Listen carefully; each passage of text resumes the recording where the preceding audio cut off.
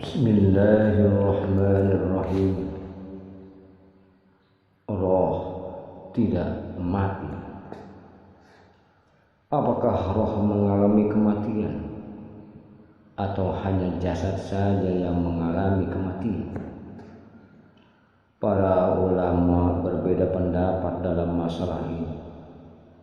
Sebagian mengatakan bahwa roh juga mengalami kematian karena roh termasuk bagian dari jiwa yang bernyawa. Sementara semua yang bernyawa pasti mati. Banyak dalil yang menunjukkan bahwa tidak ada yang tersisa di alam ini kecuali Allah saja. Allah Subhanahu wa ta'ala berfirman, "Kullu man 'alaiha fan wa yabqa wajhu rabbika dzul jalali wal ikram." Semua yang ada di bumi itu akan binasa dan tetap kekal wajah Rabbmu yang mempunyai kebesaran dan kemuliaan. Al-Quran Surat Ar-Rahman surat yang ke-55 ayat 26 hingga 27. Kullu syai'in halikun illa wajhah. Tiap-tiap sesuatu pasti binasa kecuali Allah. Al-Quran Surat Al-Qasas surat yang ke-28 ayat 88. Mereka yang berpendapat seperti ini berkata, jika malaikat saja pasti mati, maka roh manusia lebih pantas mati. Allah Subhanahu wa ta'ala juga berfirman tentang penduduk neraka bahwa mereka berdoa, qalu rabbana amattana snataini wa ahyaitana snataini. Ya Rabb kami, Engkau telah mematikan kami 2 kali dan telah menghidupkan kami 2 kali pula. Quran Surat Al-Ghafir surat yang ke-40 ayat ke-11. Kematian pertama dapat disaksikan, yaitu kematian badan, sedangkan kematian yang kedua adalah kematian roh. Para ulama yang lain mengatakan bahwa roh tidak mati karena mereka diciptakan kekal selamanya, sedangkan yang mati adalah badan. Hadis-hadis Rasulullah SAW menunjukkan bahwa setelah roh berpisah dengan badan, ia akan mendapatkan kenikmatan atau ajal setelah ia dikembalikan ke jasad. Andai saja roh itu mati, maka tentu ia tidak akan mendapatkan kenikmatan atau ajal. Padahal Allah Subhanahu wa ta'ala berfirman, "Wala tahsabannal ladzina qutilu fi sabilillahi amwat bal ahya'un inda rabbihim yurzaqun farihina bima atahumullahu min fadlihi wa yastabshiruna bil ladzina lam yalhaqu bihim min khalfihim alla khaufun 'alaihim wa la hum yahzanun." Janganlah kamu mengira bahwa orang-orang yang gugur di jalan Allah itu mati. Bahkan mereka itu hidup di sisi Tuhannya dengan mendapatkan rezeki. Mereka dalam keadaan gembira disebabkan karunia Allah yang diberikannya kepada mereka. Dan mereka bergirang hati terhadap orang-orang yang masih tinggal di belakang yang belum menyusul mereka. Al-Quran Surat Al-Imran surat yang ke-3 ayat 169 hingga 170. Hal ini dengan catatan bahwa ruh telah berpisah dengan jasad dan telah merasakan kematian. Namun pendapat yang benar adalah kematian yang dialami jiwa adalah berpisah jiwa dan keluarnya dari jasad. Jika kondisi seperti ini yang dimaksud kematian, maka bisa dibenarkan bahwa roh juga mengalami kematian. Tetapi jika yang dimaksud kematian roh adalah musnahnya roh dan binasanya untuk selamanya, maka roh tidak akan mati dalam pengertian ini. Akan tetapi ia terus hidup sampai ia mendapatkan kenikmatan atau ajal, sebagaimana yang akan dijelaskan selanjutnya. Sebagaimana Nas juga menunjukkan demikian sampai ia dikembalikan ke jasad. Perbedaan pendapat ini telah dituliskan oleh Ahmad bin Husain Al-Kindi dalam bait syairnya. Manusia berselisih pendapat sampai tidak ada kesepakatan kecuali hanya dalam kematian. Namun mereka juga berselisih dalam kematian. Ada yang mengatakan bahwa roh berpisah dengan selamat. Ada juga yang mengatakan bahwa roh turut binasa bersama jasad. Jika ada yang bertanya, ketika sangkakala ditiup, apakah roh dalam keadaan hidup ataukah ia mati kemudian hidup lagi? Para ulama berbeda pendapat dalam masalah ini. Ada yang berpendapat bahwa mereka dikecualikan dalam hal ini sebagaimana firman Allah Subhanahu wa taala. Wa nufikha bis-suri fasaika man bis-samawati wa man fil ardh illa man syaa Allah. Dan ditiuplah sangkakala, maka matilah siapa yang ada di langit dan di bumi kecuali siapa yang dikehendaki oleh Allah.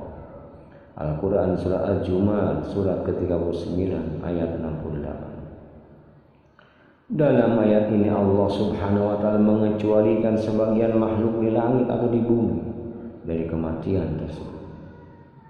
Ada juga yang berpendapat bahwa mereka adalah para syuhada, orang-orang mati syahid. Ini adalah pendapat Abu Hurairah, Ibnu Abbas dan Sa'id bin Jubair. Muqatil dan yang lainnya berpendapat bahwa yang dikecualikan dalam ayat ini adalah Jibril, Mikail, Israfil dan malaikat pencabut nyawa. Sedangkan Abu Ishaq bin Syaklan berpendapat bahwa mereka adalah para penghuni surga seperti bidadari dan yang lain, juga orang-orang yang disiksa di neraka beserta penjaga. Imam Ali menyatakan bahwa para bidadari dan anak kecil tidak mati ketika sangkakala ditiup, sebagaimana Allah Subhanahu wa taala berfirman bahwa penghuni surga adalah la yazuquna fiha al-mauta illa al-mautahul ula. Mereka tidak akan merasakan mati di dalamnya kecuali mati di dunia. Quran surah Ad-Dukhan surat ke-44 ayat 56. Ayat ini merupakan dalil bahwa mereka tidak mati kecuali kematian pertama saja. Andaikan mereka kembali mati, tentu yang disampaikan dalam ayat tersebut adalah dua kematian. Adapun perkataan penghuni neraka dalam firman Allah Subhanahu wa taala, qalu rabbana amattana sanataini wa ahyaytana sanataini. Ya Rabb kami, Kau telah mematikan kami 2 kali dan telah menghidupkan kami 2 kali pula. Surat Al-Ghafir surat yang ke-40 ayat 11. Maka penjelasan ayat ini adalah dalam surah Al-Baqarah, yaitu firman Allah Subhanahu wa taala, kaifa takfuruna billahi wa kuntum amwata fa ahyaakum summa yumitukum summa yuhyikum. Mengapa kamu kafir kepada Allah padahal kamu tadinya mati, lalu Allah menghidupkan kamu, kemudian kamu dimatikan dan dihidupkannya kembali. Al-Quran surah Al-Baqarah surat yang kedua ayat 28. Mereka pernah mengalami kematian, yaitu ketika mereka masih berupa setetes air di tulang sulbi bapak mereka dan di rahim ibu mereka. Kemudian Allah Subhanahu wa taala menghidupkan mereka lalu dimatikan, lalu dihidupkan pada hari kebangkitan. Dalam kondisi tersebut roh sama sekali tidak dimatikan. Kalau dimatikan tentu yang terjadi adalah 3 kali kematian. Karena itu pingsannya roh ketika sangkakala ditiup tidak harus menjadikan roh tersebut mati. Sebagaimana disebutkan dalam hadis sahih, innan nasa yas'aquna yawmal qiyamah fa akunu awwalu man yafiku fa ija Musa ahidu bi qaimatil 'ars fala adri afaqa qabri am juya bi syaqqati yaumat tur. Semua manusia pada hari kiamat akan pingsan dan saya orang yang pertama sadar. Namun saya melihat Musa sedang berpegangan pada tiang penyangga ars. Saya tidak tahu apakah ia sadar sebelumnya. saya atau ia dikecualikan karena sudah pernah pingsan pada hari Tur. Al-Quran surat Al-A'raf surat ke-7 ayat 143. Peristiwa pingsannya manusia pada hari kiamat tersebut terjadi ketika Allah Subhanahu wa Ta'ala untuk mengadili manusia, dan bumi atau padang mahsyar menjadi terang benderang dengan cahaya keadilan. Ketika itu seluruh makhluk hidup akan pingsan, dan Allah Subhanahu wa Ta'ala berfirman, "Fajarhum hatta yulaqu yawmahumul ladzi fihi yus'aqun." Maka biarkanlah mereka hingga mereka menemui hari yang dijanjikan kepada mereka, yang pada hari itu mereka dibinasakan. Surat At-Tur ayat ke-52, surat ke-52 ayat 40. Andai kata ini adalah kematian, maka itu adalah kematian yang lain. Para ulama sudah menjelaskan makna syar, pingsan, dalam hadis tersebut. Sebagian ulama berpendapat bahwa hadis tersebut mengandung makna bahwa Musa adalah nabi yang tidak mati pada peristiwa tersebut. Tetapi pendapat ini batil. Qadiyat berkata, kalimat saqah pada hadis ini mengandung makna pingsannya manusia setelah mereka dibangkitkan ketika langit dan bumi terbelah. Pendapat ini dibantah oleh Al-Qurtubi. Ia berkata, pendapat ini dibantah dengan hadis sahih bahwa Nabi ketika keluar dari kuburnya, ia melihat Musa berpegang pada tiang arsy. Peristiwa ini terjadi pada tiupan kebangkitan.